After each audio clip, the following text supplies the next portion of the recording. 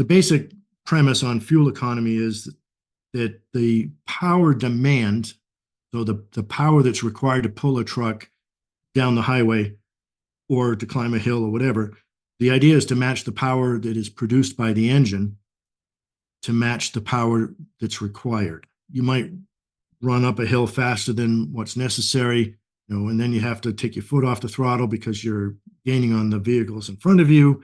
And then you have what are called changes of moment of inertia, which think of it as, okay, you're throttling, then you're letting off, you're throttling, letting off, or God forbid you have to brake.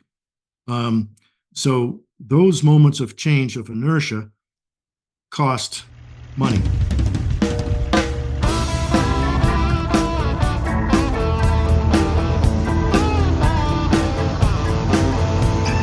That was the voice of Alpha Drivers Transportation two-truck fleet owner and operator Alec Costerus, who launched the company from his Denver, Colorado home base with trucker Joel Morrow out in Ohio. After the pair became fast friends with a bond over trucking efficiency, both when it comes to the equipment and the business itself, for certain.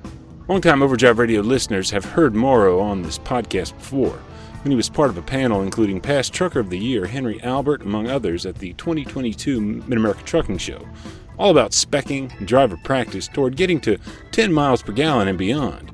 Alec Costerus turned heads among those in Overdrive's audience about a month ago, detailing how he and Morrow did just that, a big part of the success of what they've built with their Alpha Drivers Transportation Company.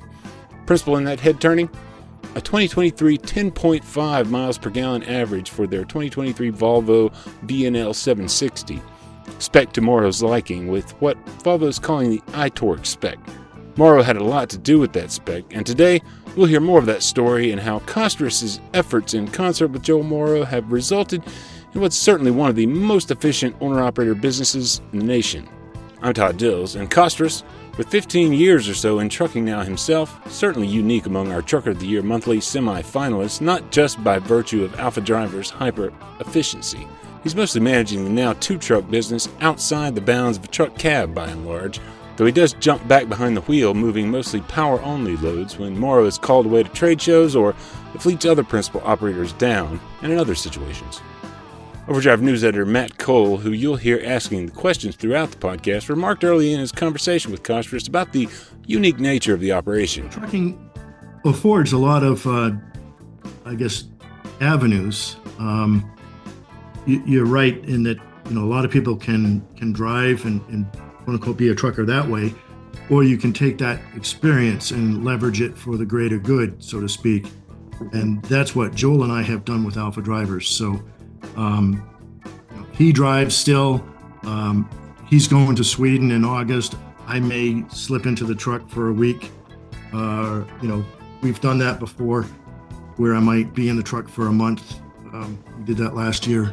So it kind of depends what the needs are, but I think what it's incumbent upon, running a trucking company that, you actually know how the freight is moved, what the drivers endure, familiarity with hours of service. All of that, I think, makes us more efficient. And so that's, I guess, a different tact, as you point out. Certainly a fine balancing act, as you all know, running a trucking business in pursuit of not only efficiency to contain costs, but the demands of revenue, time, playing guardian to the bedrock safety of the motoring public around you. Having driven over 1 million miles commercially, when I get in the car just around town, I'm like, this scares the crap out of me. Oh, no. After the break, we'll pick up with Overdrive's May Trucker of the Month, Alec Costerus, who with his Alpha Drivers Transportation Company is now in the running for the Overdrive 2024 Trucker of the Year Award, sponsored for the year by the fine folks at Bostrom Seating. You can enter your own or another deserving owner's business, too, via overdriveonline.com/toptrucker for a chance to the title, and a brand new seat from Bostrom on top of it. After this word from Overdrive Radio sponsor Howes, we pick up with Costerus in conversation with Overdrive's Matt Cole, so keep tuned. loosen rust, seal electrical connections, lubricate sticky valves, and more, all with Howe's multi-purpose lubricator and penetrating oil. A century-old secret family formula, Howe's multi-purpose continues to outperform the competition. Lasting longer than any other product, Howe's multi lubricates without evaporation and is safe to use on almost any surface. Try it today and see the difference for yourself. Find Howe's multi-purpose at Amazon.com and retailers nationwide. Find plenty more information at HOWES, houseproducts.com. I have a chemical engineering and geology degrees from undergrad. I pursued my MBA in finance at University of Connecticut and University of Virginia at the School of Business there. I had a diverse background prior to trucking, and having experienced some things that I found to be unpleasant, if not unethical, on some of the business sides. We all remember Enron. I was a commodity trader during that time, and the movie Smartest Guys in the Room about the Enron collapse. I was in the industry trading electricity and natural gas, so I could very easily identify with what they were doing. Kind of at the time, I was like, why are they doing, this? And I couldn't figure it out. And obviously, after the fact, we all figured it out. But I didn't find that the ethics and the morals and the whole environment meshed with my own personality and my motivations. So I got out of that, eventually went into financial services. That person who was running that particular company was convicted and sentenced to prison. And I thought, I don't think I really want to work for other people anymore because I can't trust them. And that's how I ended up getting into trucking back in 2010 to get my CDL. Because I thought, okay, I can get my CDL, I can be the master of my own universe without having to deal with people whose ethics and financial savviness didn't comport with mine. So like I said, got my CDL. My whole idea was to become an owner-operator, which I did. And after 2 years, back then before you could join like Landstar, for example, you had to have 2 years of history under your belt. Mm-hmm. I think that has changed since then.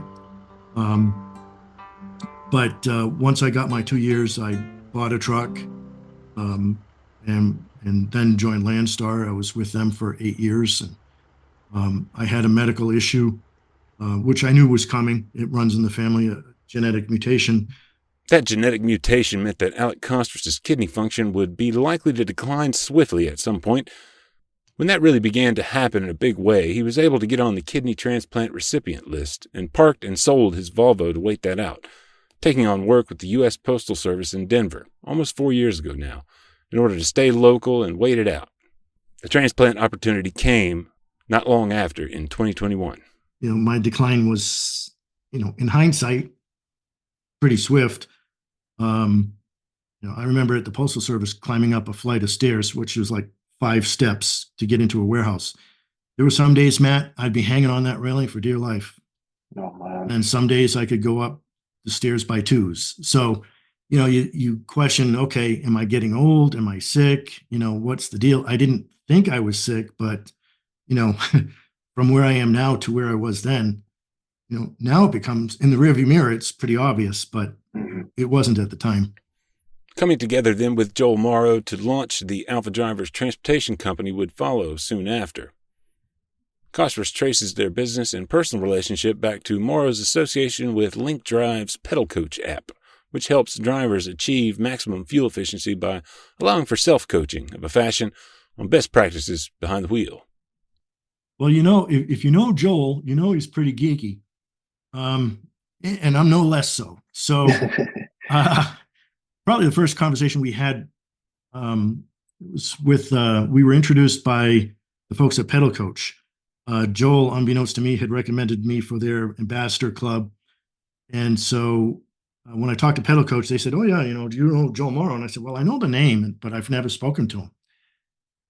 So he gave me his contact information, and I reached out because, there are some things that email and texts, frankly, are not very good at. And Mhm.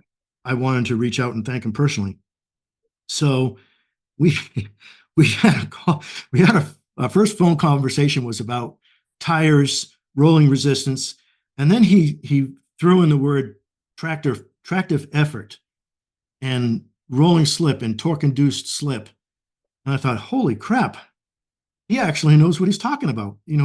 Concepts that I have never heard anybody talk about. And so I thought, okay, you know what?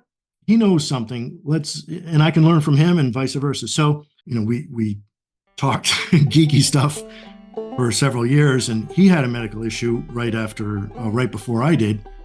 And so we were kind of going through the recovery, and we thought, well, what do we want to do when we grow up?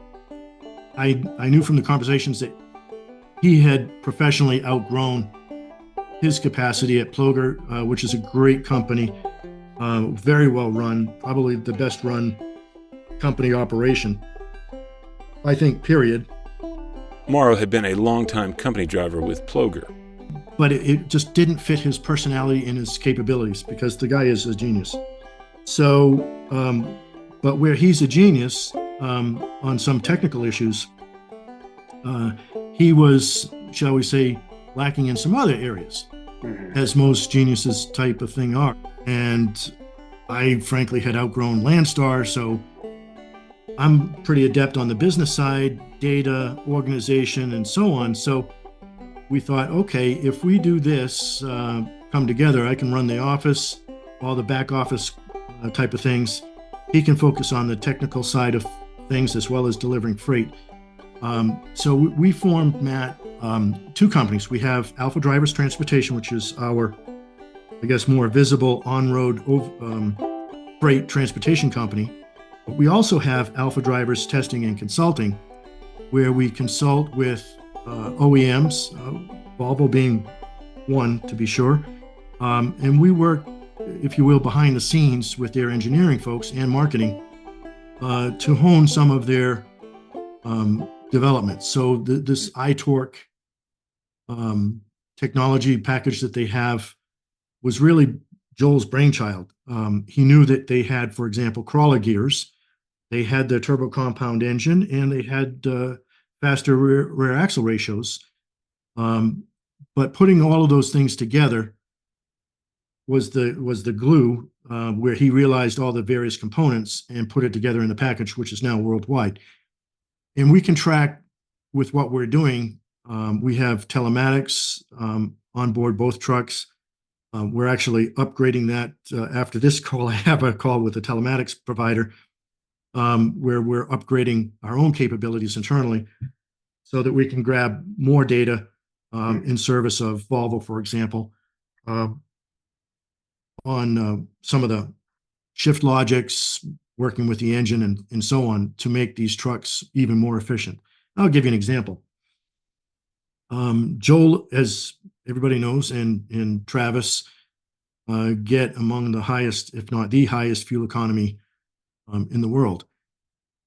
Joel does that through his understanding of what's happening mechanically in the truck and leveraging kinetic energy as well as the gear loading and so on. So we are able to achieve higher fuel economy. So we work backwards, kind of reverse engineering, if you will, to make the truck do all of those things more automatically. So hopefully everybody can get 10.5 or 11 miles to the gallon over the truck's lifetime. So basically making the trucks, I don't want to say idiot proof, but to the extent that they can achieve these kind of fuel economies automatically without any input from the driver, that is the goal. Joel is doing it, as is Travis now. Travis Lauer, operator in Alpha Driver's second truck, a 2024 Volvo VNL760. Joel is doing it, as is Travis now, with input.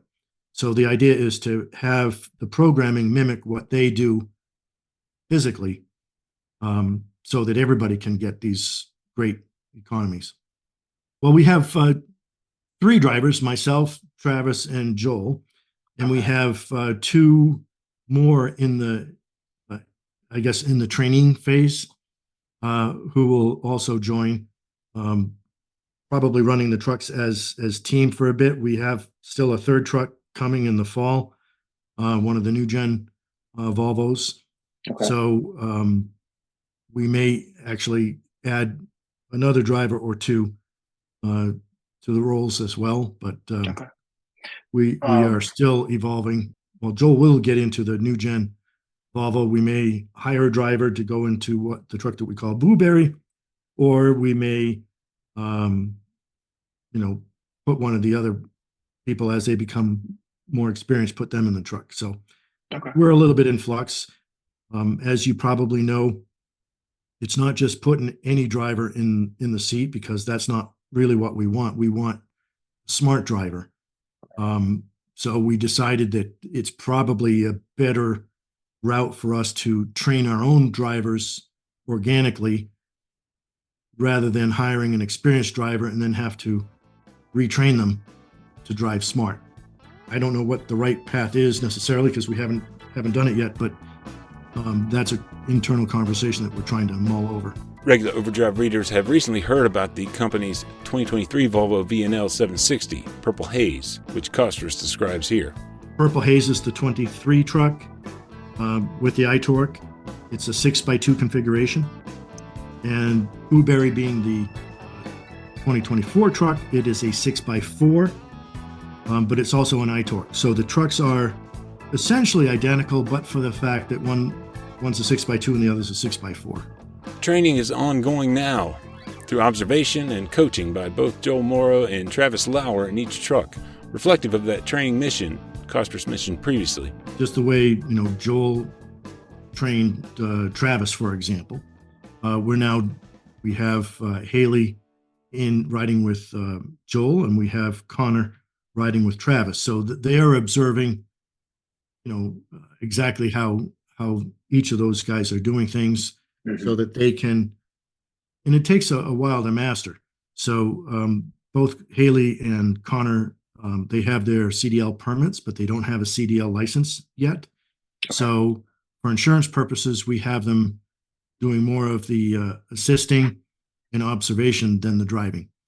So once they get their CDL, we're probably going to have to change insurance companies, because right now we have a pretty exclusive insurance company, but those two drivers don't meet their minimum threshold, so we'll have to make an adjustment that way as well.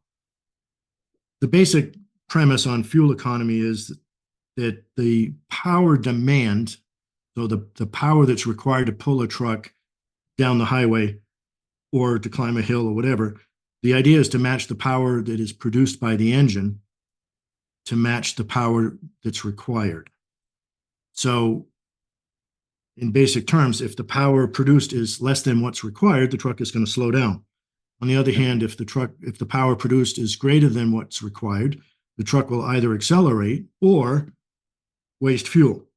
So you might run up a hill faster than what's necessary, and then you have to take your foot off the throttle because you're gaining on the vehicles in front of you. And then you have what are called changes of moment of inertia, which, think of it as, okay, you're throttling, then you're letting off, you're throttling, letting off, or God forbid you have to brake. So those moments of change of inertia cost money. So to the extent that you can run as steady as possible, the better the fuel economy. So, for example, when I'm dispatching the guys, we try to make it so that we have ample time to make the run with all of the required stops and the rest periods and so on, so that the driver can drive at a relaxed pace between 55 and 60. I joke, when I'm looking at the ETA, because I can watch everything here live, and I may have to call Travis and say, hey, look, I need you to put the hammer down and I need you to go 58. But all kidding aside, if it's required that you have to go, run hard and go 65 or 70 miles an hour, well, I guess there's a time, if you're getting paid a handsome rate to do that, it might make sense. But what we found is, we haven't really found an instance where it made sense to do that. So Yeah. when rates are really high, it makes sense. I've done it in the past myself when I'm getting paid a very handsome rate and I need to go 70 miles an hour. Okay, I'll do it. But in today's freight environment with these rates, running fast is just going to run you out of business quicker. So need to run fast only when necessary and run as slow as possible. What kind of freight are you guys hauling typically? Well, in the past, we've run furniture loads with a direct customer. But here's where strategy reared its ugly head. So when we had just the one truck, Travis ran team with Joel. So pulling our own trailer did not make sense. So we haul a lot of freight for Schneider, where it's all power only. Mm-hmm. And a very large bulk of that was drop and hook at both ends. It might be a live load or unload, but there's always a drop and hook involved. So with that, we don't waste any time with a team sitting at a loading dock because that's just inefficient. If we can roll in at midnight, do a drop and hook and roll out and go get the next load, we're all for that. So that's what I mean by running efficiently and strategizing. Mm-hmm. So we're running smart, but frankly, not hard. That is a key to success. Yeah. Another key might be to do some specialized freight. When you have a team, there are high value loads that you are able to do running long distance for certain customers that as a solo that just are not available. So what we've done is we've improved the quality of the freight and get a better rate. We reduce our waiting time and we optimize our hours of service so that the truck keeps moving regardless of who's driving. So we've really hit on frankly, 3 cylinders, if you will, that make us much more efficient. And that's what I think is missing in a lot of the marketplace, where the guys just had an exchange on the Volvo Truck Masters Facebook group this morning and last night, where folks are complaining about the rates and the people barely surviving. Well, if you do what you've always done, it may be fine when rates were good, but if you keep doing what you've been doing all the time without adjusting to the market, you're frankly going to find yourself either agonizing and complaining that the rates are low and the brokers are scamming everybody and committing fraud and the hours of service are terrible, on and on and on. When in fact, if they look in the mirror, they'll realize, hey, I'm not really operating smartly and strategically in this current environment. And maybe they need to make a change. And that was kind of what I was discussing in the article that appeared recently in the Overdrive magazine. We did start hauling for yet another carrier as well. So we've got Travis over at Schneider. We've got Joel over at Arc Best running some of their dedicated lanes. Okay. Again, that's another instance where power only, dedicated freight, higher rate, and so on. Right. We're experimenting a little bit to see what's a better fit. We're also diversifying. You don't want to put all your eggs in one basket, so we're doing that as well. So we're trying out a couple things. So far, they have both been fantastic to work with. They pay very quickly, so we don't hang out there for accounts receivable for extended periods of time. So cash flow, of course, is at a premium. So as well as risk mitigation in case somebody goes under. Working smart is more important than working hard in this environment. And so that's what we're trying to do. What lanes are you guys trying to stick to for the most part? Well, because both Travis and Joel are based in Ohio, we're running probably, Omaha would be as far west as we go. And I think we've only been there once. Well, recently, I should say, all the way to, Boston and pretty much, Minnesota all the way down to Laredo. If I was in the truck, my penchant is to run out west. Now, when we do the furniture, that would originate in the upper Midwest and that goes to the West Coast. Okay. So I think in 2023, we hit 44 states. So we do, in fact, go coast to coast, but our main footprint is, I would say, the eastern half. It's kind of a bane of my existence that drivers are, for some reason, exempted from the motor carrier exemption to the Federal Labor Standards Act, Mhm.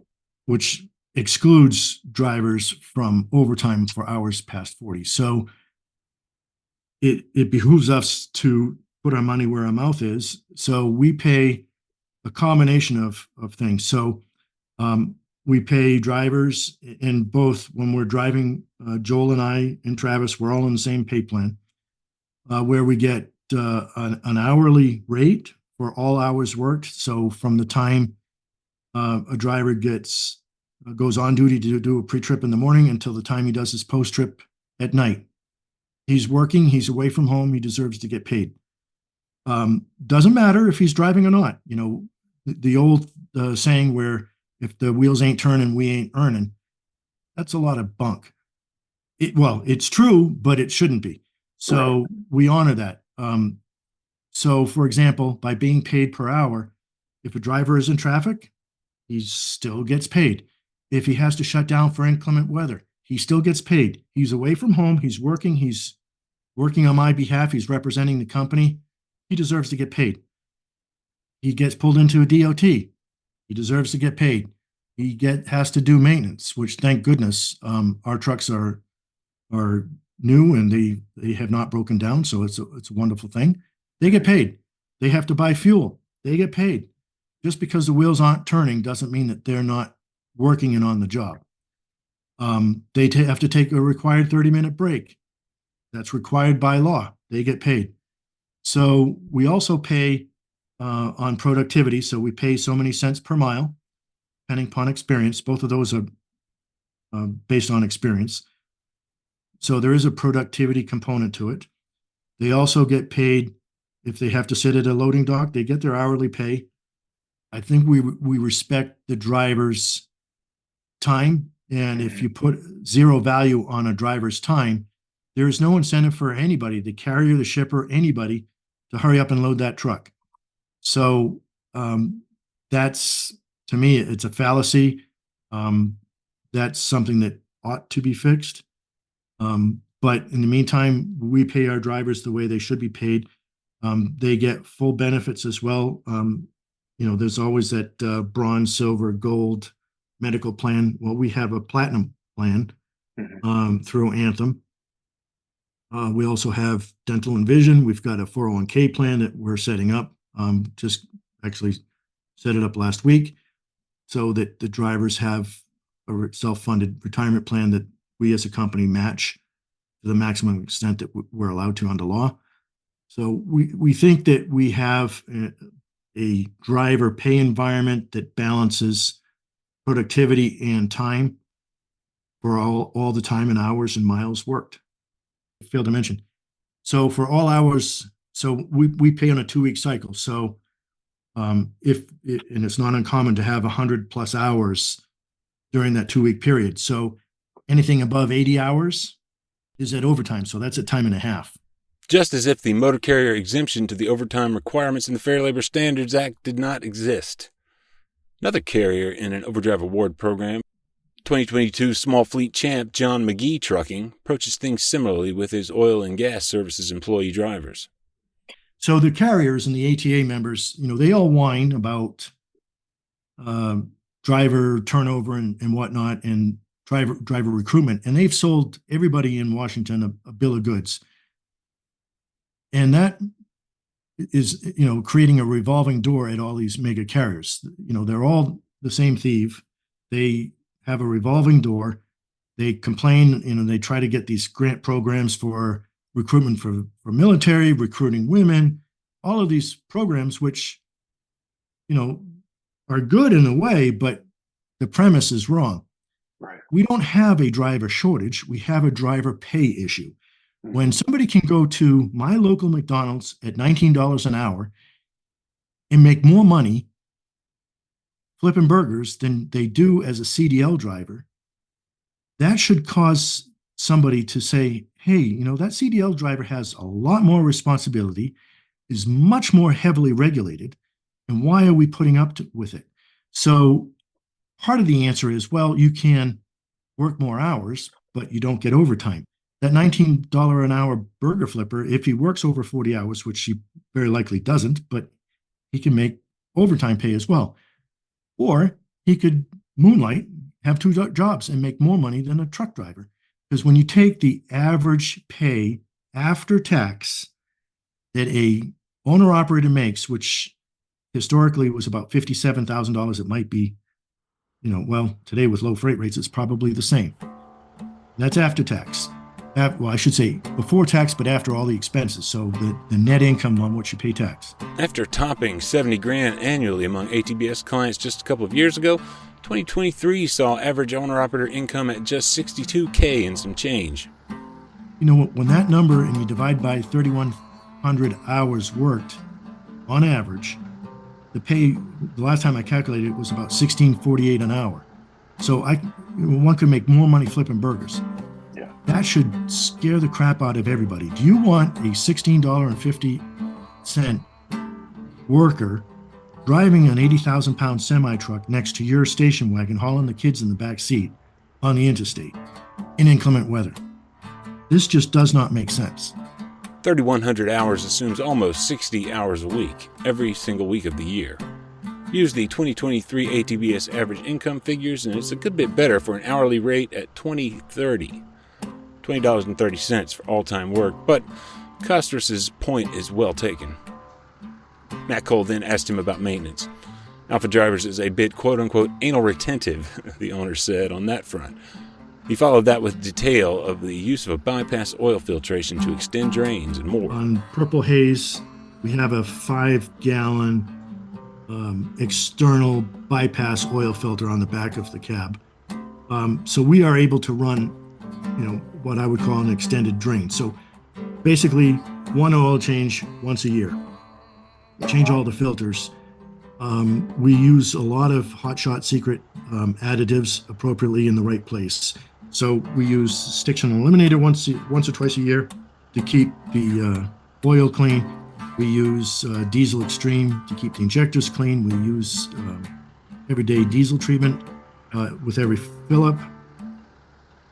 We clean the sensors, crank position sensor, boost pressure sensor, you know, all of these things proactively to keep everything running, not just within factory spec, but optimally.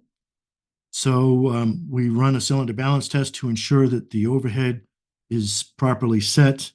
Because quite frankly, when Purple Haze, or now Blueberry and soon the other truck, you know, when you are a highly visible truck, we better have our maintenance preventively up to snuff, because otherwise we're not going to be top of the heap, so to speak. So we kind of have a built-in incentive to make sure that the truck is running in optimal condition. Yeah. Tire pressures, proactive chassis lubes. They get the truck, give the truck a once over. Probably every other time that truck goes down for a 34-hour reset at home, we have somebody go underneath the truck and just make sure that we're not missing something. We're pretty proactive about it, but that's the way Joel is, and B, it just makes sense to make sure, and I think we get a return on that extra maintenance by ensuring that the truck is in top condition. In 2023, we were a little over, I think around 114,000, if I remember correctly. Miles, that is. But, for example, when the truck was at the TMC show, not recently, but the year prior, or at Matt's, you know, the truck is down for a couple months, Right. Combined. So we actually ran a rental truck in the interim. That I drove that while Joel was shaking hands and kissing babies at the shows. So if you add those miles in, it's actually a little bit more. So right now we're at, I want to say 91,000 miles between the two trucks. We've only had Blueberry on the road for a little over a month, Okay. month and a half, I think. And we've had Purple Haze at Matt's and while it wasn't running during the TMC this week, Joel was there with Volvo regarding the iTorque. So the truck wasn't really running. So now that we've got 2 trucks running, each truck going about 120,000 miles a year. So that's probably the normal pace, unless we have to bring a truck to a show or a dealer training, because we do that, customer training events for some of the large fleets that are speccing trucks and trying to better understand the technology. We support dealers with those customers and Volvo corporate with those customers. So our duty cycle is a little bit less miles because of that, but when the trucks are running, it's not uncommon to surpass 3,000 or 3,500 miles a week.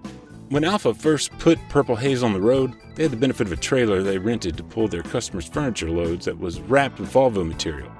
What if a driver designed a truck that was emblazoned along its sides? Costerus said, fitting, given Morrow was fundamentally the designer of the spec in Purple Haze.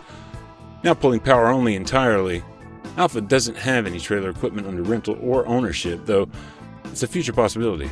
We have talked about speccing a trailer to have it made for us.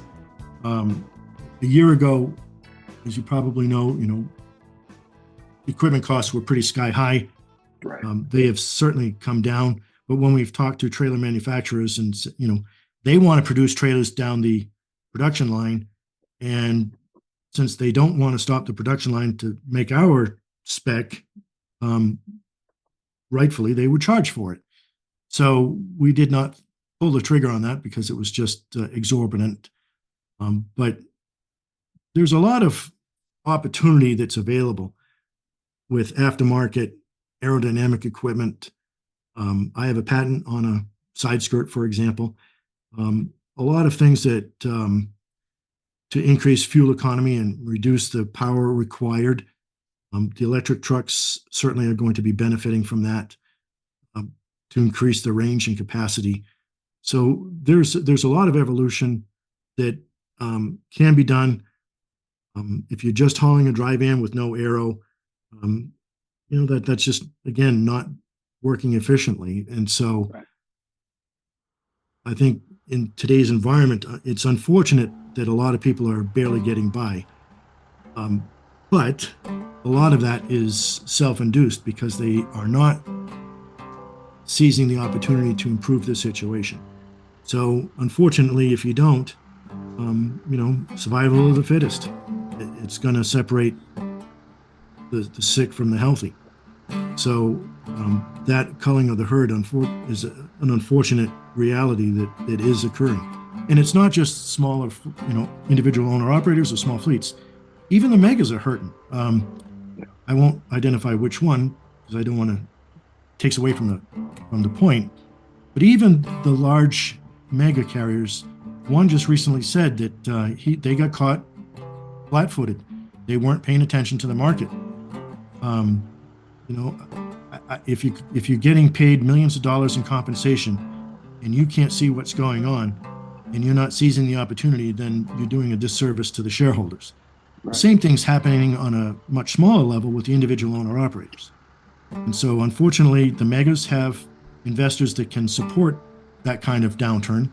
The individual owner operator cannot. So either make the investments when times are good for efficiency and survive, as we have, or struggle. The conversation yesterday was about, the ability of owner operators to afford doing maintenance, and that they can't afford to do that. If you can't do your maintenance and keep the truck in, roadworthy condition, you need to park the truck. Either become a company driver and leverage your experience. You could become a trainer, or go find a different profession where you're better equipped. So it's an unfortunate reality, but unfortunately there's going to be a culling of the herd. But this is a tough market environment. Just like in nature, it can be tough, it can be cruel, it might even be deadly. So I think folks need to look at how they're operating the business strategically, rather than simply saying, oh, I got to go, balls to the wall, got to run hard, go 70 miles an hour so I can get more freight. That's running very unsmart. And I think in this business now today, it's become much more complex and requires a greater savviness and level of sophistication rather than just holding the steering wheel. And so as an owner operator, getting back to the question, as an owner operator, I saw that I could make more money if I was very fuel efficient. I had an older truck, eventually over 1.25 million miles, but I was very, very efficient with old equipment. So it's entirely possible to get 8.5 miles to the gallon lifetime on equipment that's approaching 15 years old. Mm-hmm. But you have to understand how to get there and do things strategically. With today's trucks, 10 miles to the gallon is not difficult. It requires, yes, right specs. It requires the right mindset that Joel and Travis exhibit on the road on a daily basis, just operating very smartly. It requires a more savvy and approach to being a commercial and professional driver. And I think those that do that will be successful. Those that don't might not be here next year. Ways to avoid joining the quote-unquote capacity reduction ranks, right? That's how Overdrive's own Gary Bucks put it last fall, when the pontificators and prognosticators among big fleets out there were crowing about the competition from small fleets driving down rates and possibly leading to the inevitable situation Alec Costerus there invoked as well. To my mind, it's the efforts of untold numbers of owner-operators just like Costerus and Morrow and Alpha drivers that those prognosticators underestimate. The ability to get lean, to be smart, to ride the wave out to better times. Big thanks to May Trucker of the Month Alec Costerus for his time, and to Matt Cole for bringing us his story here and in the feature he wrote just a couple of weeks back. You can find it at overdriveonline.com/trucker of the year, with hyphens between those words. There you can also enter your own owner-operator business, up to 3 trucks in Overdrive's Trucker of the Year competition. It's sponsored for this year by Bostrom Seating, who's offering up a new seat to sweeten the prize pot for our eventual 2024 Trucker of the Year winner. A scale model recreation of the winner's truck, too, serves as a special sort of trophy for the big win. Enter today via overdriveonline.com/toptrucker. That's overdriveonline.com/toptrucker. Find that link in the show notes for this episode of Overdrive Radio, wherever you're listening. Overdrive Radio is on Spotify and SoundCloud, Apple Podcasts and YouTube, TuneIn, Podcast Addict, and most any listening platform, really. Subscribe so you don't miss an episode, and you can find me and all of our episodes via overdriveonline.com/overdrive-radio. Big thanks to you for listening. Overdrive Radio is a production of Overdrive, the voice of the American trucker. It's edited and produced by me, Todd Dills, with the acoustic guitar and other support of trucker songwriter Long Haul Paul Marhoefer. The theme is The Legend of the Snake Man by Marhoefer, featuring the guitar work of Travis, the Snake Man himself, Whammick, Terry Tusox Richardson on bass, keys by Tishomingo Jim Whitehead, and on drums, Andrew Marshall. The podcast is backed up further by Overdrive's own social media coordinator, Jasmine Campbell, news editor Matt Cole, executive editor Alex Lockey, and video editors Lawson Rudisell and Andrew Gwynn. We'll see you next time.